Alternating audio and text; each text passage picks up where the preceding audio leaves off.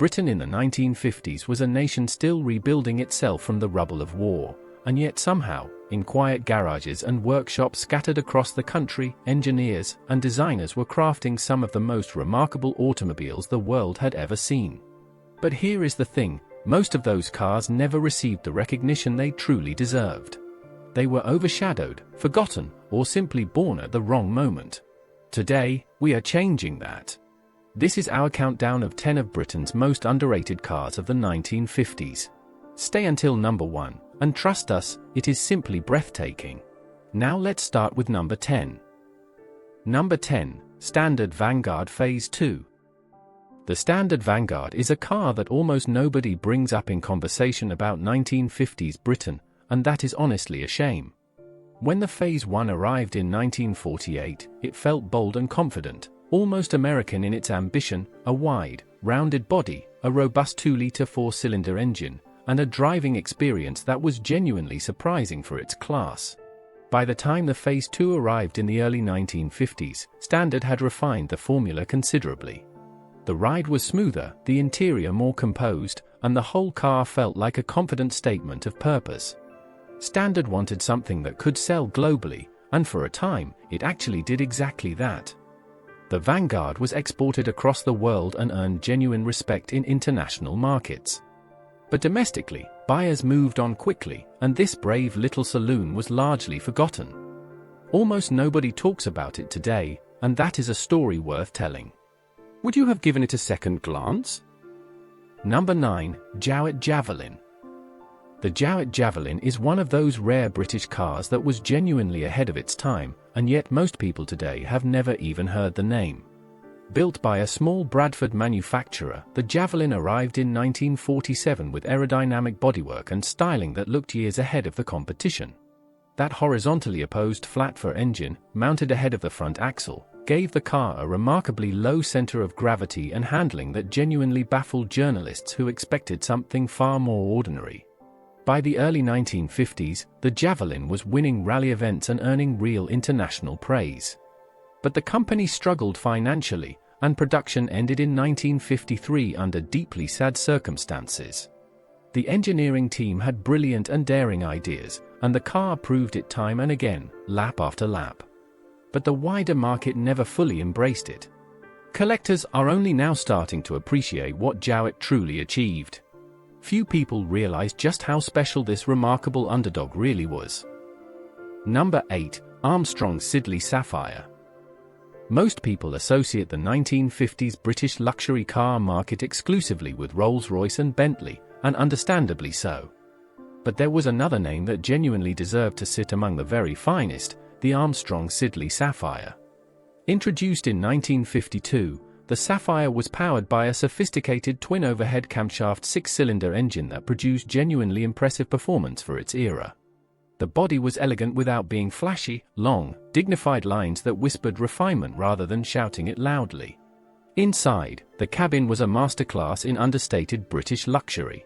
Leather, polished walnut veneer, and a sense of occasion that made every journey feel truly significant.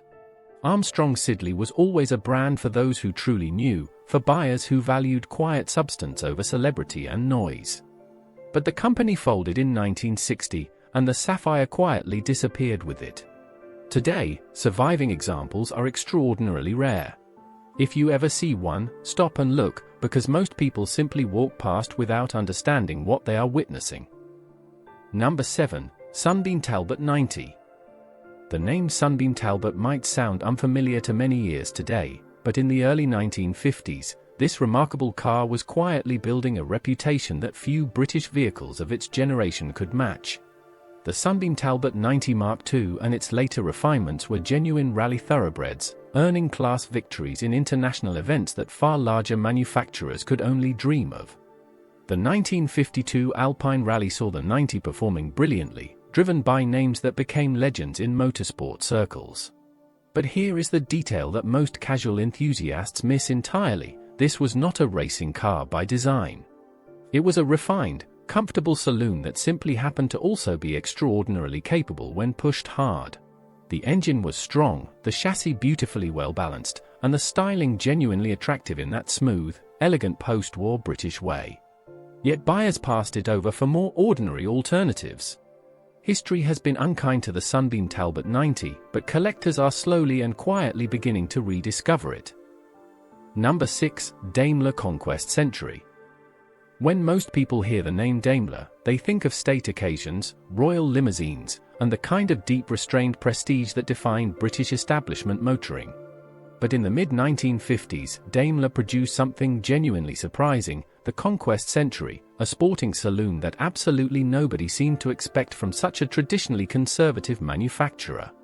Powered by a twin-carburetor version of the 2.5-litre six-cylinder engine, the Century could reach 100 miles per hour, which in 1954 was a genuinely remarkable achievement for a family saloon. The styling was neat, composed, and quietly handsome in that particular way that only British cars of the era truly managed. But the Conquest Century found itself lost in a crowded marketplace. Too sporting for traditional Daimler buyers, and too conservative for those seeking outright excitement. It fell between two stools, and buyers simply moved on. Today, surviving examples are rare and largely forgotten. Do you think buyers judged this extraordinary little car far too harshly? Number 5. Allard J2X. Sidney Allard was not a man who did things quietly or with hesitation. In the early 1950s, his J2 and J2X were among the most visceral, raw, and uncompromising sports cars that Britain had ever produced.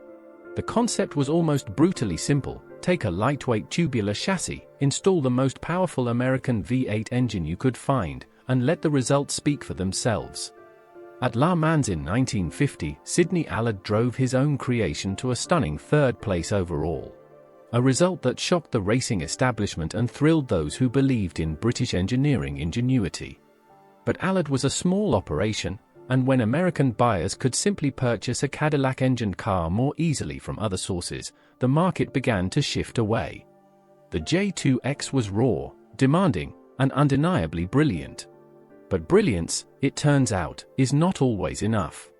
Few cars from this entire era could make your heart race quite like an Allard at absolutely full speed. Number 4. Lea-Francis 2.5-litre Sports. There are names in British automotive history that even dedicated enthusiasts struggle to recall, and Lea-Francis is firmly among them. By the early 1950s, this small Coventry firm was producing a 2.5-litre sports car that deserved a far larger audience than it ever received. The bodywork was handsome and traditional, styled in that wonderfully composed manner defining the finest British coachwork of the period. The twin-cam engine was responsive and characterful, delivering a driving experience that truly rewarded those willing to engage with it properly. But Lea-Francis was operating in an incredibly difficult market, caught between affordable mass-market sports cars and the established prestige of names like Jaguar. Funding was scarce, publicity minimal, and the buying public remained largely unaware. Production ended in 1954, and the company faded quietly into history.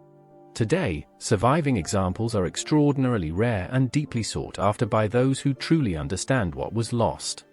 Many viewers have probably never even seen one. That says everything. Number 3. Bristol 401. The Bristol 401 is one of Britain's most misunderstood and underappreciated engineering achievements, and almost nobody talks about it today with the reverence it truly deserves. Born from Bristol's unique access to pre-war German BMW technology, the 401 combined genuinely aerodynamic bodywork, painstakingly wind tunnel tested, with a refined six-cylinder engine that delivered performance of a quietly remarkable standard. The body was shaped with a level of precision that most British manufacturers of the era simply could not match. Every panel, every curve, every line served a real purpose. But Bristol was expensive, exclusive, and made in tiny numbers. Buyers were a rare breed, those who understood that beauty and engineering were not separate things but truly inseparable partners. The 401 never chased the limelight, and perhaps that is exactly why most people forgot it. But those who drove one rarely forgot the experience. This might be one of Britain's most overlooked engineering achievements. That is not a statement made lightly. Number 2. Frazer Nash Le Mans Replica. There are certain cars that define an era, and then there are cars that transcend it entirely. The Frazer Nash Le Mans replica belongs firmly in the second category.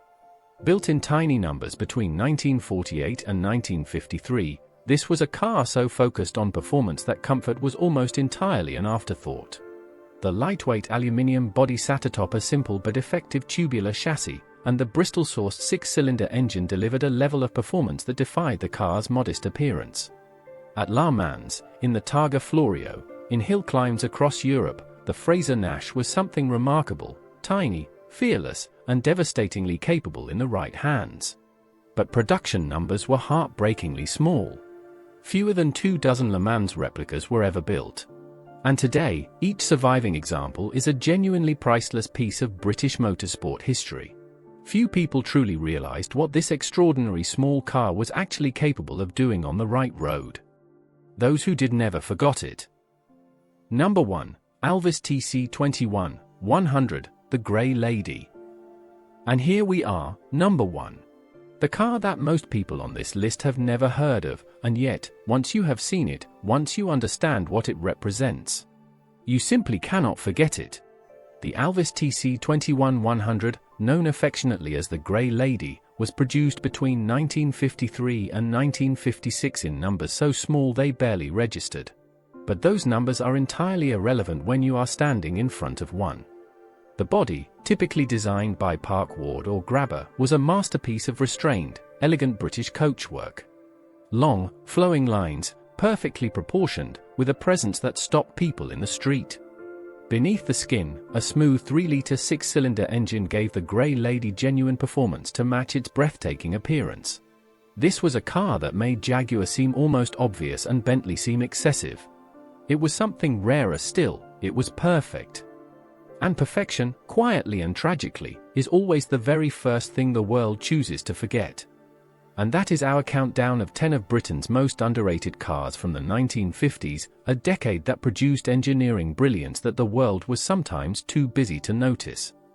Each of these cars carried a story, a vision, and a standard of craftsmanship that deserved far better than the obscurity history gave them. If you enjoyed discovering these forgotten gems today, please subscribe to Britain Rewind for more hidden chapters of British automotive history. Which car surprised you most? Let us know in the comments below. And remember, the best stories are always the ones nobody thought to tell.